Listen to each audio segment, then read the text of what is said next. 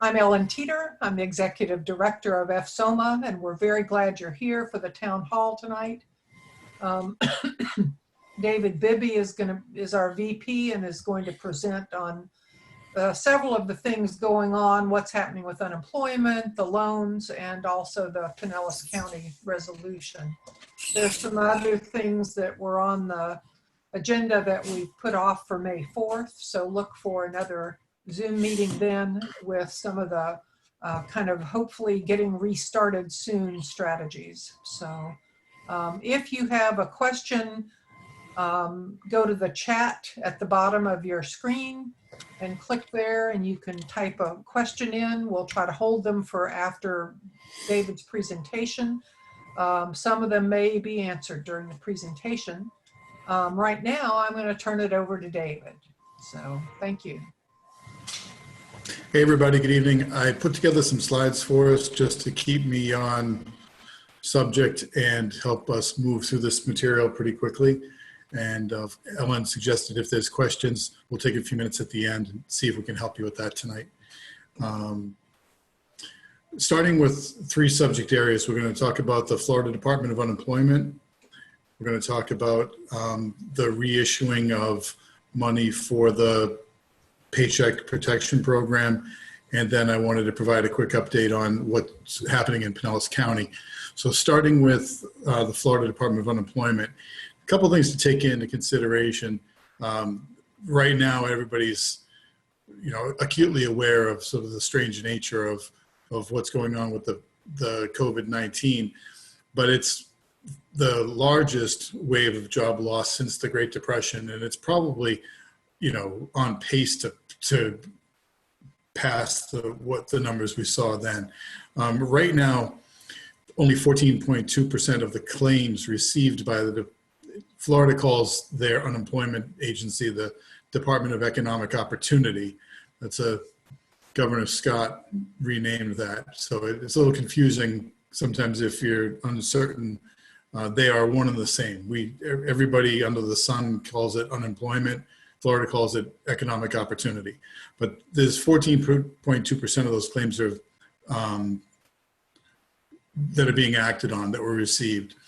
And there's been a change at the department last week. The governor replaced Ken Lawson, who was running the unemployment program, with a director of services management. His name is Jonathan Sater, and he's been running the program for about the last 8 or 10 days.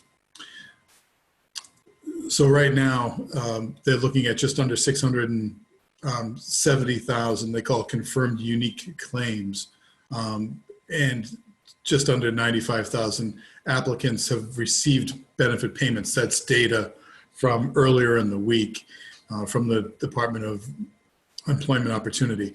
So that leaves about 500,000 Floridians still waiting. So if you filed for an unemployment claim and you have a unique claim number, then you're among the some 670,000. Although I saw a number today that's well up over 1 million, like 1,000,008 or something like that.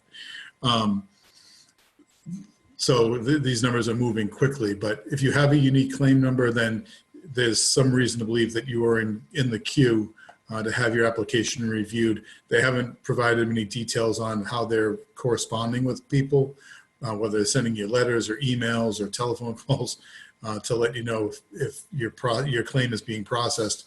And I think for most people, they probably wouldn't know until a check shows up in the mail. And there are hundreds of thousands of people in the same position as some of us on the line if you've filed for an unemployment claim and haven't heard any feedback. A couple things to know about the benefits here in Florida. The maximum weekly benefit for unemployment is $275 a week. I know there's numbers being thrown around that the federal government had increased that up to $600 in certain circumstances for certain unemployed people. But I don't know that we're going to see those numbers here in Florida. The maximum benefit allowed is $275 a week. That money is also subject to withholding taxes, and when you complete your application form, it'll ask you if you want them to withhold those taxes at the time that they cut the check, or if you'll be responsible for them at the end of the year. Give it some thought, just decide how you want to handle it. The Governor DeSantis signed an order a couple of weeks ago waiving the 2-week refiling requirement for unemployment. And that's a federal standard with regard to, even though the state manages unemployment claims, it's a cooperation between the federal government and the state in terms of how unemployment is funded. And so one of the things that you'll see if you've ever filed unemployment before, or maybe had somebody that worked for you, is every 2 weeks they have to refile to keep their claim active. And there's usually some criteria demonstrating that you've been looking for a job, and a handful of other things that you need to produce for the unemployment people who manage your claim. So the governor waived that a couple of weeks ago, but the new director of the unemployment plan has said that the federal restriction still stands on recertification or refiling your claim every 2 weeks. So, you know, for 95% of people, they've got no claim yet for any weeks. So we'll be looking for additional guidance from the state of Florida on whether or not, if somebody's claim is being paid, whether or not it'll be paid open-endedly until the state of emergency is lifted, or, you know, how you need to recertify that and over what period of time. The director is also asking the state to make some changes in how certain verification of information is done through the unemployment portal, because right now, verification of personal information, things like social security numbers, maybe even income data that's coordinated through the IRS, all of that is being bogged down because not only Florida, but the other 49 states and are also filing, using the same bandwidth to data search for a lot of that verification information. So Florida is looking at a strategy to move that into some sort of privately administrated database to speed up the turnaround process on some of these claims. And, you know, his statement this week was hopeful that through additional red tape reduction that we'll be able to get people on a schedule and paid within the next 2 to 3 weeks. So this isn't a, you know, tomorrow or anytime in the next few days. They're still expecting 2 to 3 or more weeks to be able to process a lot of these unemployment claims. And the last bit of news is that the Connect is their sort of trade name for unemployment here in Florida. Is they're currently processing payments, but as of this afternoon, the web portal was down, and they apologize for an inconvenience that it was going to be unavailable between today, Friday, Saturday, and Sunday, and not open again until Monday for processing claims due to maintenance and some other, you know, internal processes. So if you were trying to get on tonight or over the weekend, you wouldn't be able to process the claim until Monday morning, okay?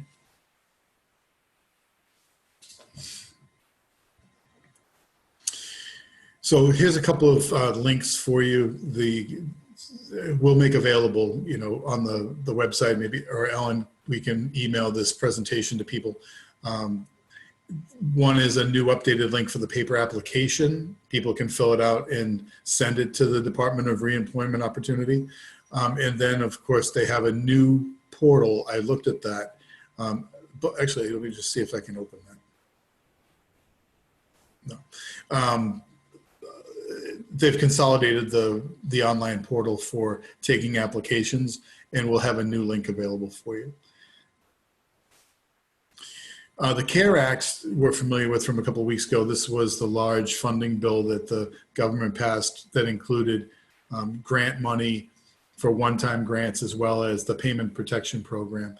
Well, this afternoon, just a couple of hours ago, President Trump signed an additional $484 billion to replenish the small business lending program. That's the SBA loan program.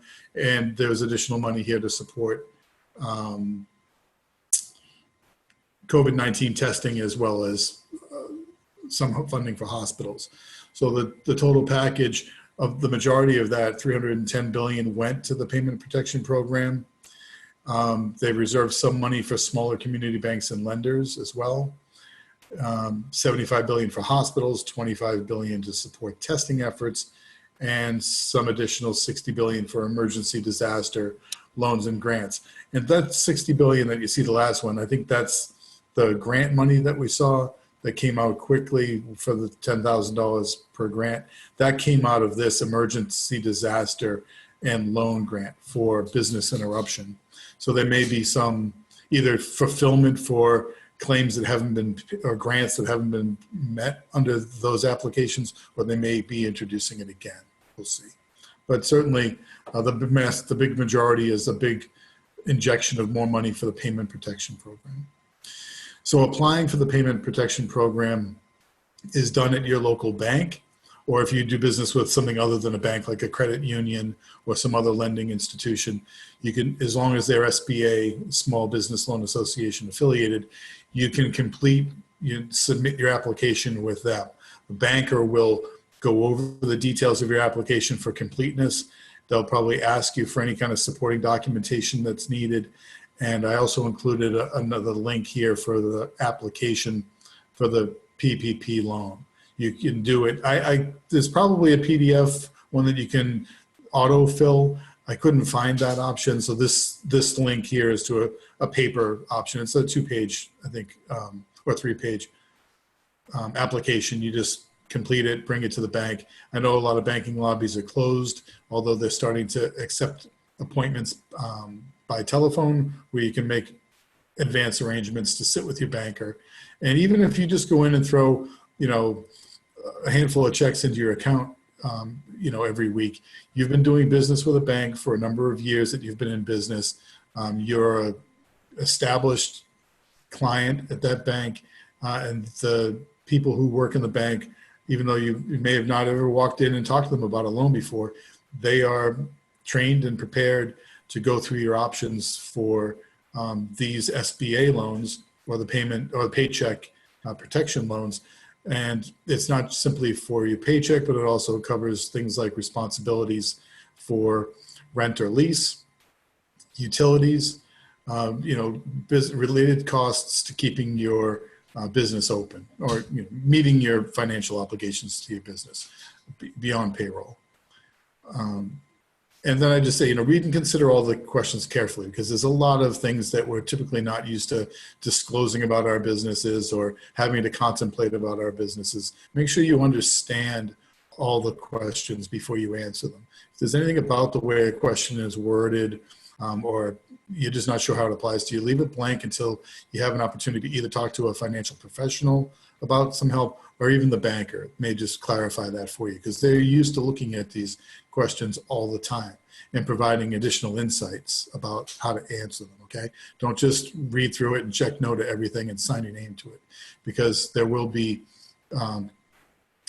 responsibilities that go along with borrowing this money. It's at a low interest rate, but you have to really understand the terms of what your money you're borrowing, and then how you answer those questions. You'll be responsible for their accuracy and making sure that everything is done as it should be. David, next, I'm just going to interrupt you. Can you just send me those links as links, text them, or email them to me? And I can do that. As soon as I close this document, when we're done, I'll email them to you. Is that okay? Yeah. Yeah. So this, I wanted to include, this is the Safer at Home guidance from Pinellas County. I don't know why.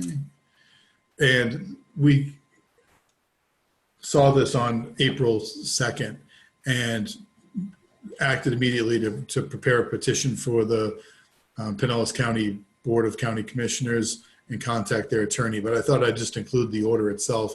And the language that we're looking at here is under Section 5A, Governor's Executive Order. The Pinellas County Board of County Commissioners is all non-essential businesses shall close. And these include, but are not limited to, acupuncture with the condition unless services under the care of a medical provider. Now, this is the only county in the state that has articulated this in such a obvious and blatant way.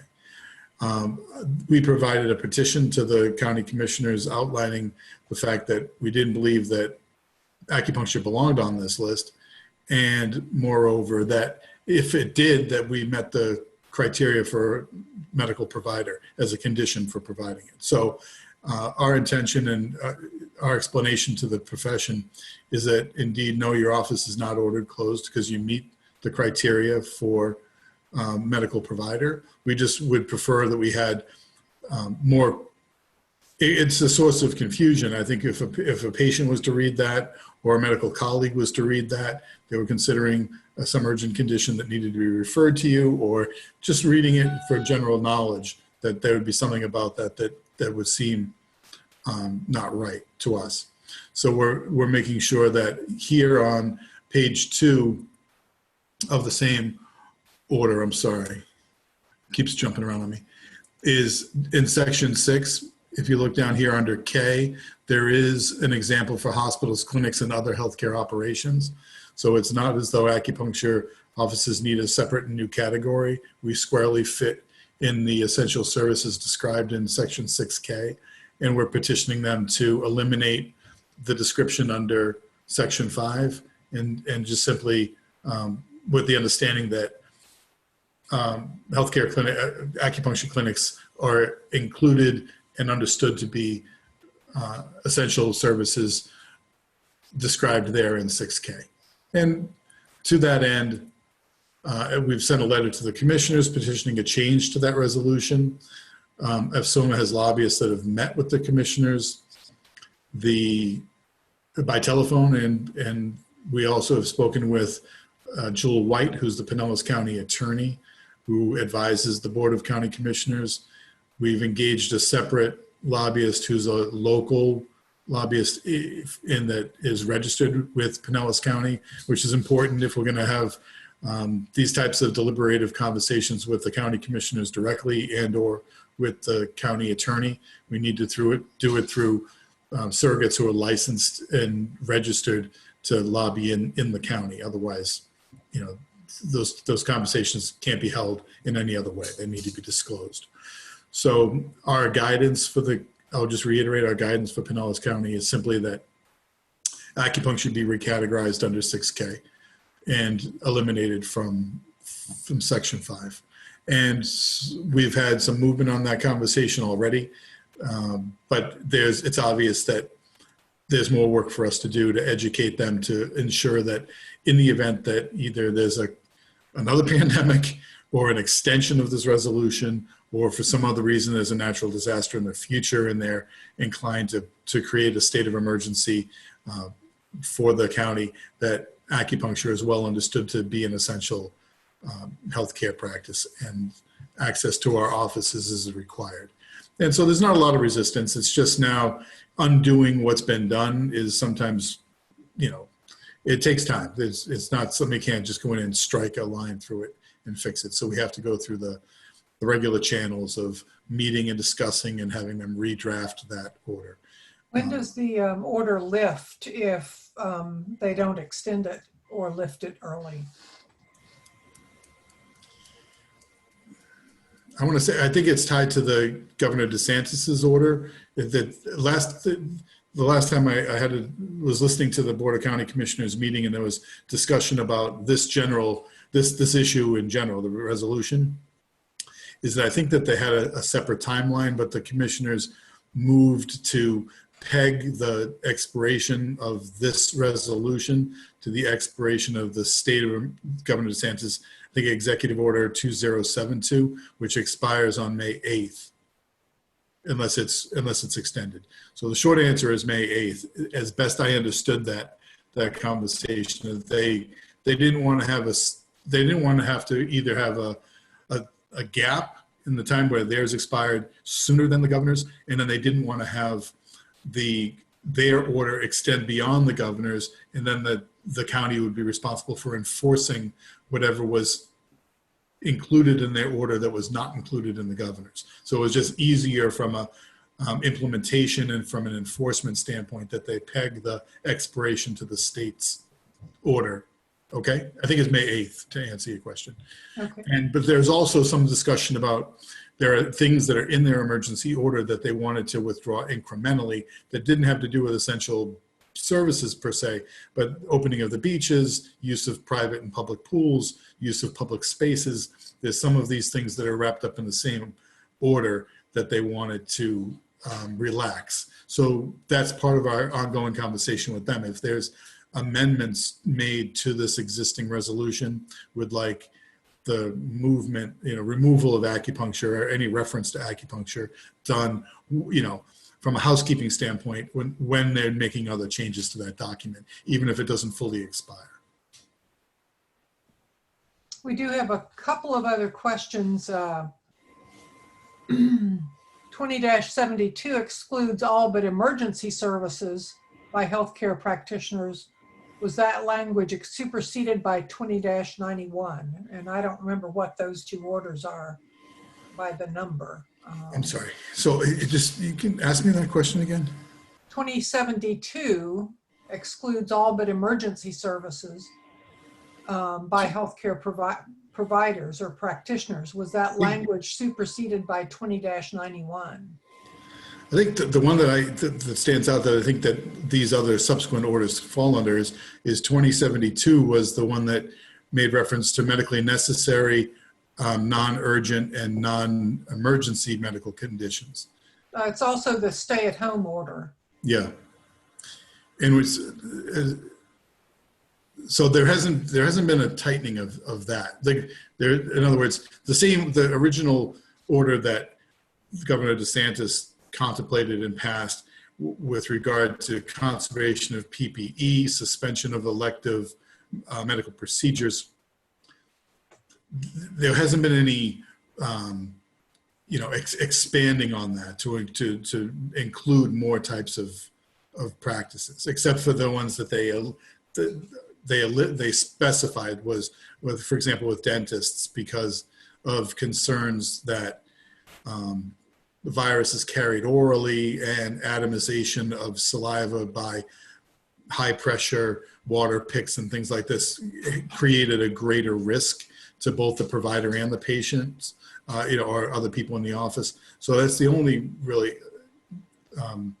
intervention or procedure that was specified other that they didn't want those being completed, where everything else was just sort of like, if postponing a procedure and by the fact that it's scheduled procedure makes it non-urgent or makes it non-emergency, a scheduled procedure that is more likely to be an elective procedure, is that suspending or postponing those to the extent that it doesn't contribute to creating greater risk or risk of decline or death or other things for people. Those are the things that they wanted eliminated. I think, frankly, I'm going to add before there's another question, is that within the next week or so, there's going to be more guidance on this because the initial decision about PPE conservation, use of, complex medical equipment, access to ICU beds, access to, specialized healthcare providers to work in those rapid response settings. Right now, Florida is not experiencing a surge or any kind of a crunch on those healthcare assets. So the state is looking at opening the spigot on those types of healthcare medical procedures being available again to patients because the availability of other healthcare resources are not going to be depleted, and we have a better idea and a better outlook of what Florida capacity is to deal with the COVID infections better now than they did March 23rd when they created that order. Okay. David, I just posted, this is one that came in by email. Can we accept unemployment and PPP for different periods? For example, unemployment for March, April, and May, June, and PPP for July, August. Again, I think that's, from my understanding, those are two different pots, if you would. You could, for example, if you take PPE Not PP, I'm sorry, Triple P, the Paycheck Protection Program money, and that's a loan from the SBA. If you take that money, that you're going to have to disclose how the money was spent. And so the idea is that it's meant to be spent on maintaining your payroll. And the payroll, if you're a subchapter S employed person, you take a paycheck, ADP or some other check cash, or, cutting business sends you a paycheck every week, or you write it to yourself every week. Then you qualify, I think, under the PPP to protect your own paycheck. But it's designed, and we want to be mindful of this. Sometimes intent of the law is very important, even if something is not explicit in the law. Intent, understanding why something is being made available to you. It's designed for small businesses who have employees, people that are actually qualify under the IRS standard as an employee. They're not 1099, they're not other type of self-employed people, they're not the person who rents a room down the hall, they're an employee of yours. It's designed so that if you suspend their hours, is that they don't want companies furloughing or letting go of employees. They want the PPP money to stand in your checking account so that you can cover your payroll expenses to keep that person employed, even if they're at home. They're getting sick pay or something like this. They're getting paid. That's what the PPP is for. That, and like I said before, use for your mortgages, for your leases, for your rent, things related to your business expenses. And there will be a reckoning in terms of or a reconciling of how that money is spent. When and how and what that'll look like, I'm not entirely sure. But when you sign the bottom line and you take that money, you're taking it with the understanding of how it's going to be used. So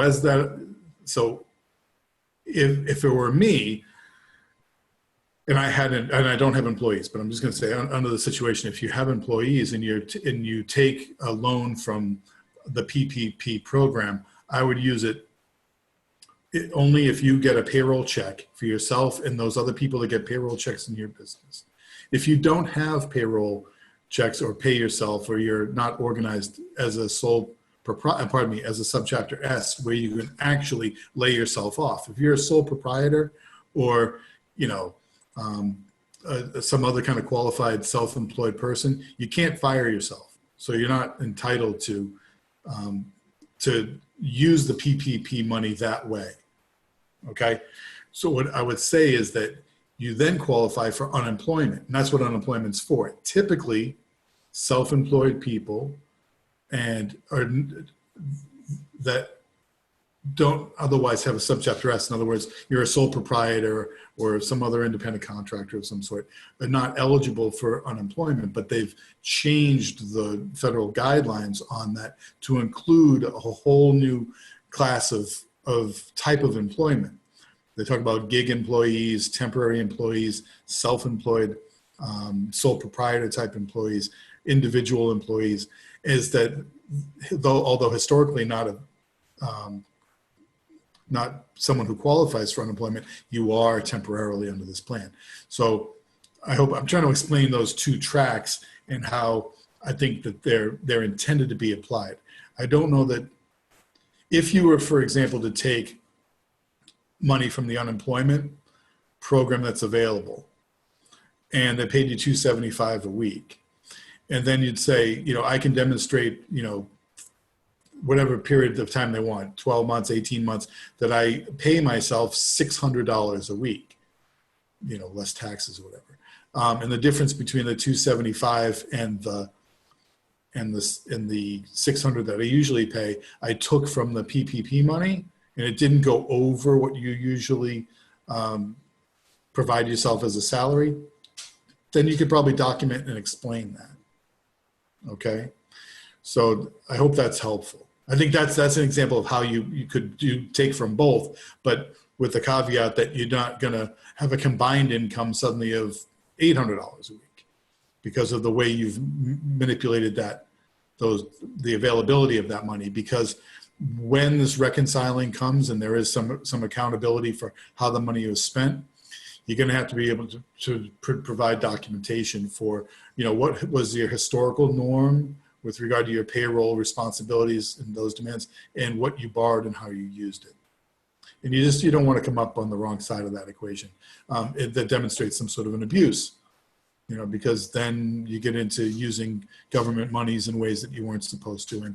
And you're going to before you take the money from unemployment or from the PPP program, your signature will be affixed to a long document with lots of things that you're consenting to. And one of them is going to be some sort of audit about if necessary. Okay? David, getting some questions through the Q&A, which I didn't expect. If we apply for the PPP, can we still apply for unemployment? We really can only take one or the other, is that right? No, I'm sorry, I just answered that question. But my answer is that I think that you have to understand how that money was intended to be used. I don't want to go all the way back through that answer. No. Okay, except to say, if you were to take money from both, the total of whatever it is that you're claiming and taking and spending, it better not exceed what you usually pay yourself. Okay. Okay, so if you $275 comes from the state of Florida and you can deduct that from what you typically pay yourself and use the PPP money available to make up the difference, I think you could probably make an argument that was all right. And I'm not an accountant, I'm not an attorney, I don't work for PPE. If you're going to do something like that, I beg you to research it yourself. It's a good question. You could probably ask your local banker, is there any restrictions on how I use this money? And let them to explain it, because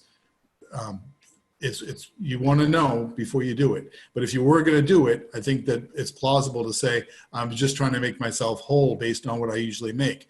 If I lived in Wisconsin, maybe my unemployment benefit would have been higher than $275 that is in Florida, but I'm only entitled to $275 in Florida. I need to use some of this as gap money to get to my $600 a week. Okay, I think that's reasonable. Are claims based on the first day of unemployment or the date of filing?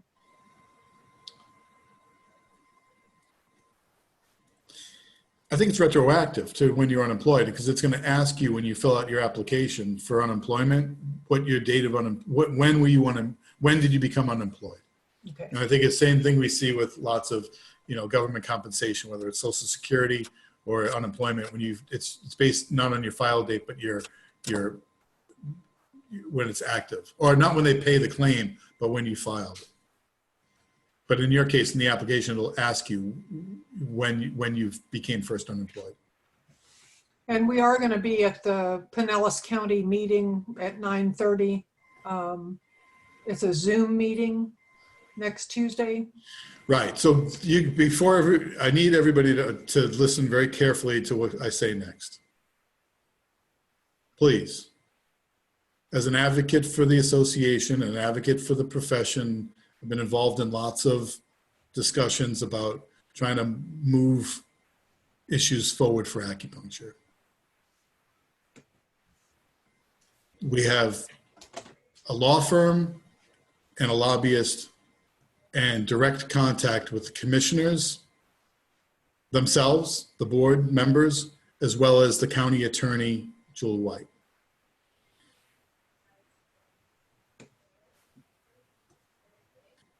Pinellas County, has categorized acupuncture in a way that we're going to argue it should not have. But it wasn't a personal mistake. It was an oversight of some sort. I don't know what their motivation or where they got that information from. So the short answer to your question is yes, we'll be in Pinellas County. But it's a relatively straightforward fix to an inconvenient problem that doesn't factually prohibit any licensed acupuncturist from visiting and working in their office. To the extent that you're using your office space to conduct and perform inpatient or in-office treatments with patients, that is a separate question.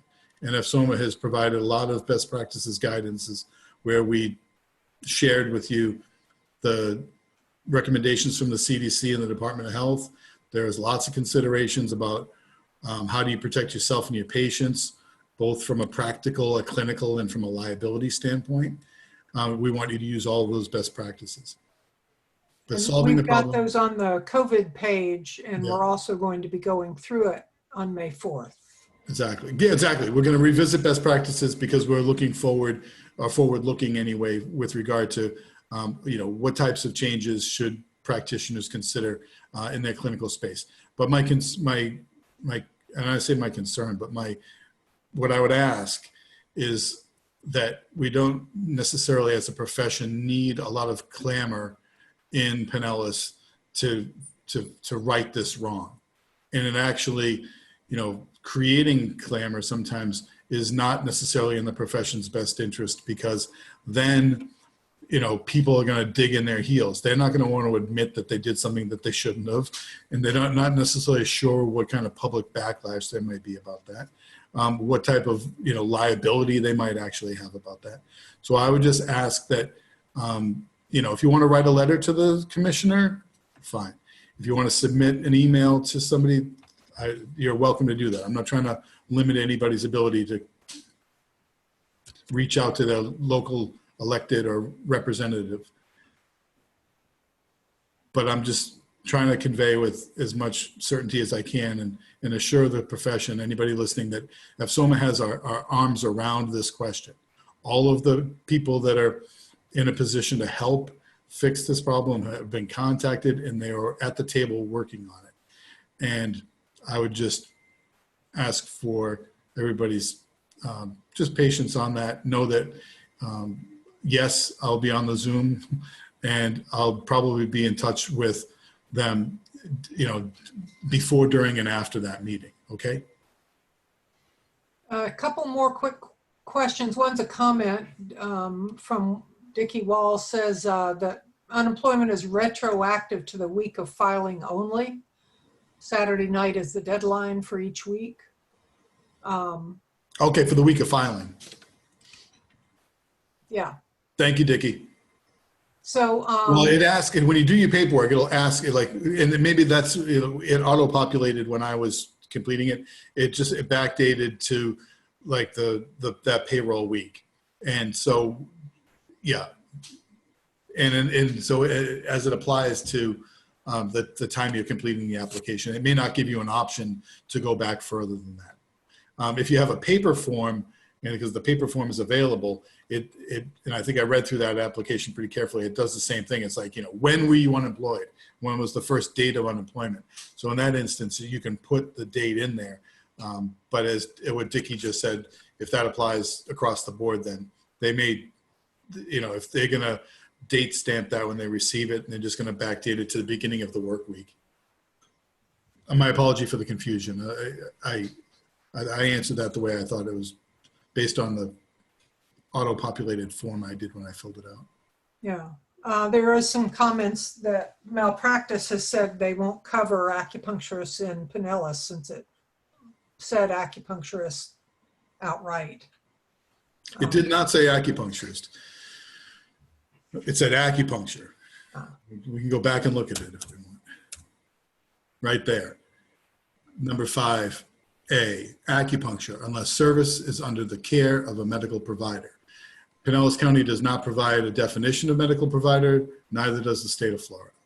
So our argument is that as a, healthcare practitioner and a primary healthcare practitioner in statute, we certainly cannot be conveniently, excluded from the term medical provider without more clarification on, their interpretation of that.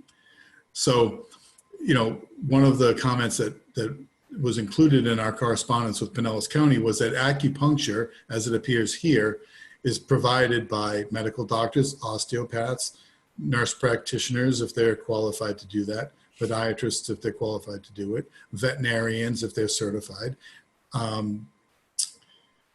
chiropractors, and licensed acupuncturists. So, what they're saying is that they're not talking about a particular provider type. They're talking about a procedure, no differently than if I said, you can't do a root canal unless under the care of a medical provider. Well, the only person that does a root canal is a dentist or a maxillofacial surgeon or someone like this. So there is no unqualified person providing acupuncture, and if they are, it's unlicensed activity. So to that point, why is acupuncture even mentioned on the list? It shouldn't be. Just like saying, any other act or procedure or treatment that you could think of, listing it by name. It doesn't make any sense to do that. I hope that's helpful.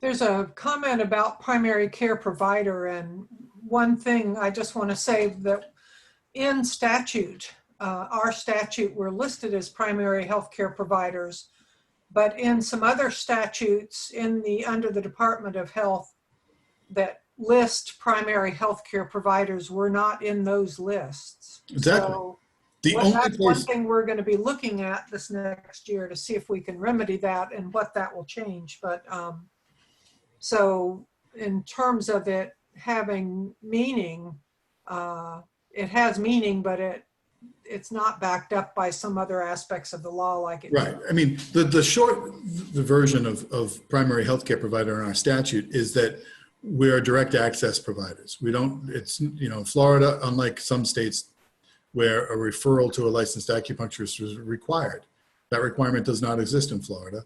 And so primary healthcare provider, to the extent that we're providing healthcare evaluation and management and services that are described in Chapter 457. That is sort of the edge of the post stamp for us. Our primary healthcare options don't go beyond that. But when you look at our scope of practice and our patient relationship and how that's protected in Florida law, certainly having access and availability to your acupuncturist is essential. Okay. There are some questions about COVID and personal protection, and Yep. we're going to save those for May 4th. Unless if somebody has something really urgent, they can send it to you or to me. I'm happy to do that, but we have a full action-packed hour scheduled for that on May 4th, Monday, and we'll go through a lot of detail on that. Yeah. We're also going to have a little panel on how to market your practice to reopen, what things you could do to get those patients interested in coming back in. So, yeah. Okay. I'm going to put a poll up if everybody could answer this for me, and we'll see what people say. We'll give you all a few minutes to answer this. Helps us with our future planning. And how do we answer? Can people see it? Yeah, I can see it, but I can't. Well, I can't click on it. Oh, shoot. I have one person that's said something.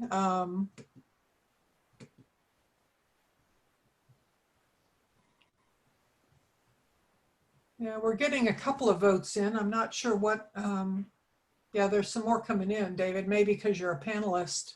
Okay. All right, maybe because you're a panelist. So.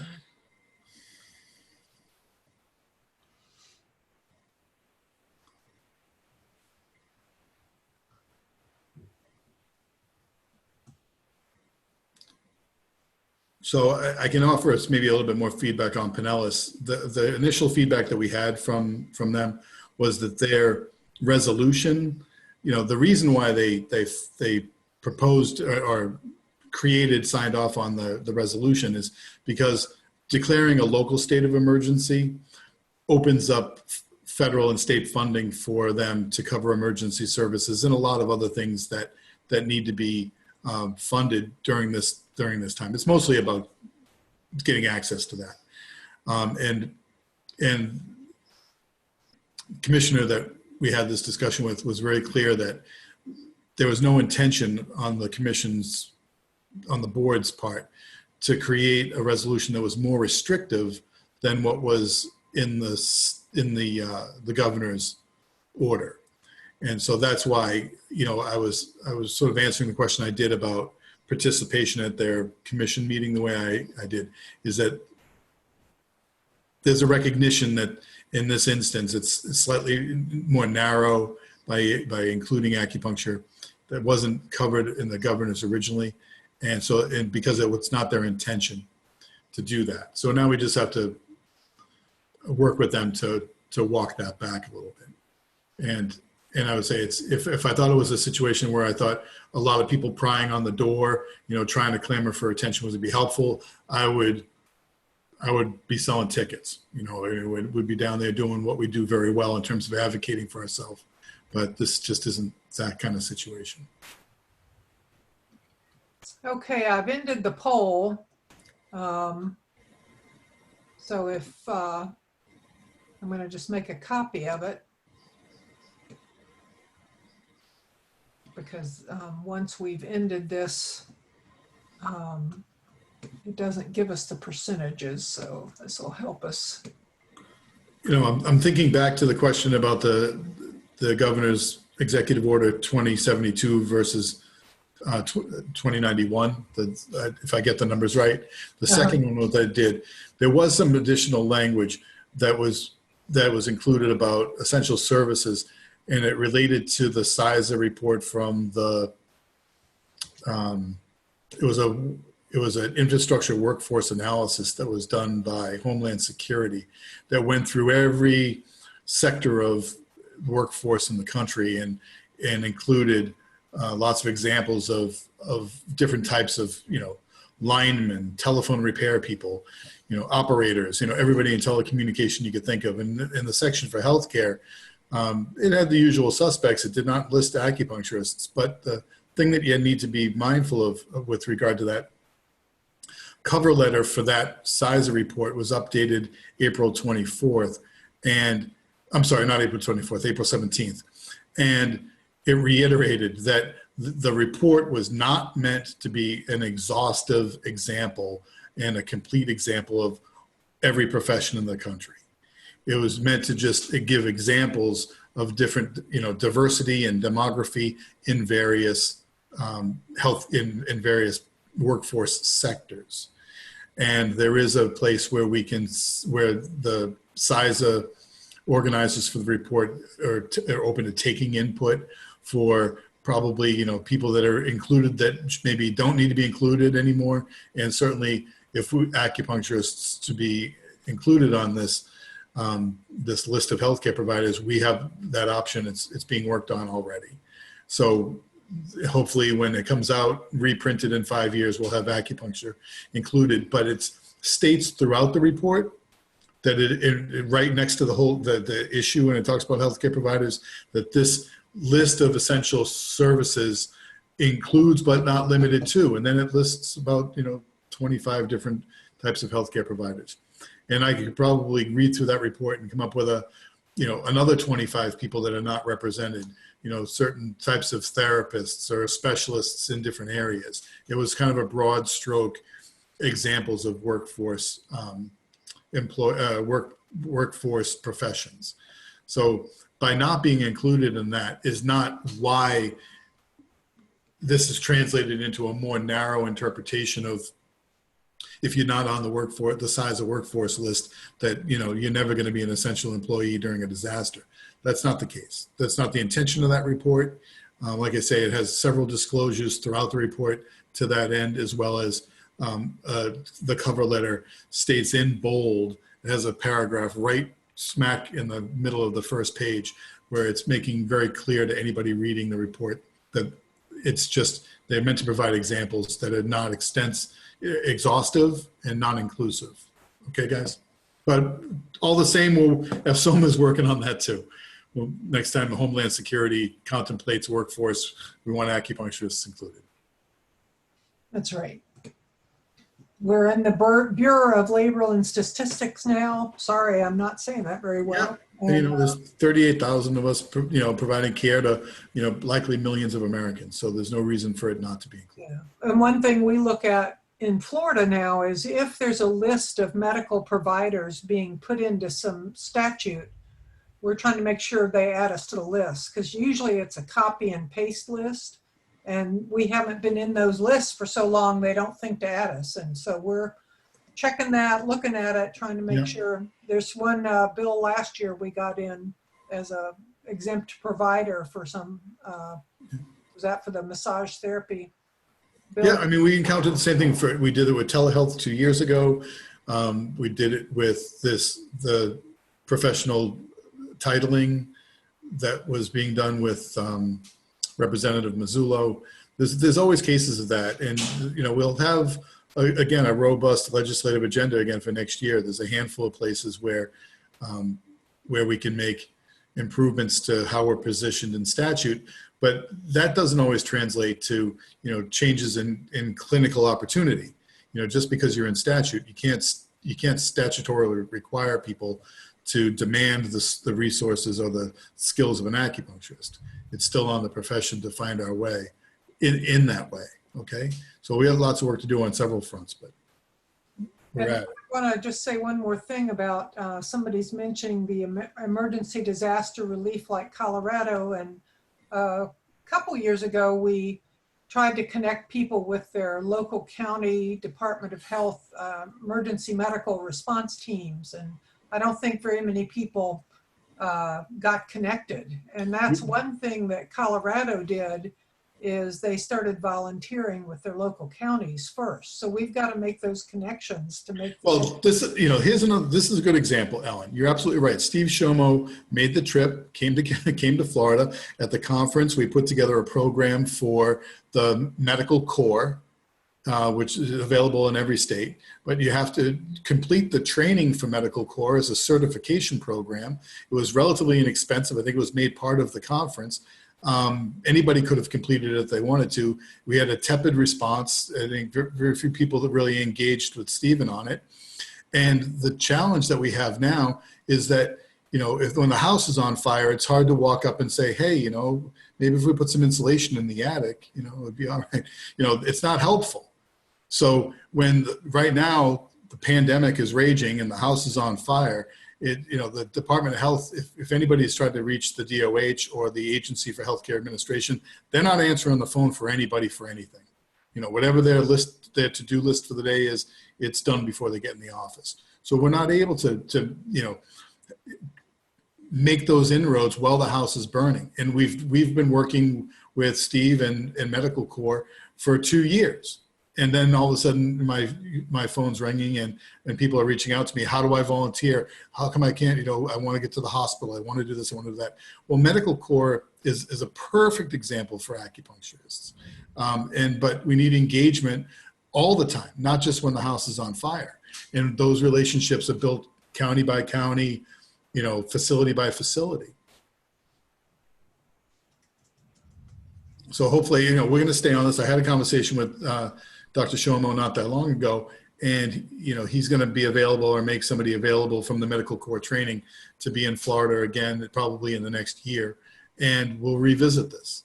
And hopefully, as things cool off and people are able to get some perspective in positions of authority at the Department of Health or some of these interdisciplinary offices, that we can find ways to be to support healthcare delivery, maybe outside of our traditional role, but be more involved. There's some other volunteer things that have come up recently. I'll try to put out in kind of a more, this is a volunteer opportunity thing. I think for acupuncturists to get involved with the vets groups or the homeless would be great, to volunteer our services.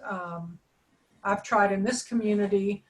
I don't know what's going on with the medical practitioners here, but this is a tough nut in Manatee County. I tried to get connected. I had a connection at one of the homeless shelters, and the medical doctor, I know which one it was, probably kind of vetoed us getting any acupuncturists in there to give any services. So sometimes it is one person and you've just got to keep plugging away. I know somebody that for 5 years sent an email to a contact at a cancer center saying, hey, you guys should have acupuncture in your clinic. And, after 5 years, somebody in the administration got the idea they should have acupuncture. And she happened to, because she had been emailing for 5 years, then be in line to get the job. But it's not up to us to say you should do this. It's going to be selling it and getting somebody in a position of authority to say, hey, that sounds like a great idea. Yeah, that's it's one of the things going forward is all the advocacy work that FSOMA works hard to stay focused on. It's the individual act of picking up a phone and making a relationship, a connection in your own community. That's the quickest way to get traction, and for all of us to be a little bit more engaged in that way would be tremendously helpful, to be more volunteer minded. The other thing I would say is Shepherd's Hope is recognized around the state. Certainly, we're putting together a town hall or some sort of a webinar for a discussion with one of our colleagues, Amy Gendron, who's been working, volunteering rather, for Shepherd's Hope in the greater Orlando area for more than a year. But one of the things that, came out of one of her meetings with the director for that program came while they were meeting with some of their VA partners from the Veterans Administration. And the director at Shepherd's Hope said, look, I could use 10 acupuncturists for every medical doctor I have in my facility. And they work with uninsured and at-risk people in our communities. And there's plenty of, uninsured and at-risk people to go around. And so there's a tremendous opportunity for more patient care and patient advocacy and use of acupuncture skill set by a medical director of, like I say, from a group like this, where Shepherd's Hope is welcoming acupuncturists. So there are places where there's path of less resistance for us to make headway professionally. So Amy's going to join us for a webinar sometime, I think, before the end of May. Natalia Morrison is putting that together, and she'll give you, an opportunity to ask questions and learn more about how to get involved, because I think they have facilities around the state. There's veterans groups working with the homeless that are not associated with the VA that we can maybe make some headway with as well. So yeah, we'll try to put together a resource list. And part of the advantage of this is, I had somebody say, I'm not going to get any paying patients doing that. And I'm thinking, no, but you're going to meet a lot of other volunteers, and they have families, and they may refer you. They will be impressed with what you're doing and talk about it. And, it's like, it's not always a direct, And again, that's to me is one of those, areas of service in our lives. And if you don't have time to provide, to lend or give service in that way, it's fine, but hopefully you're providing service in another area.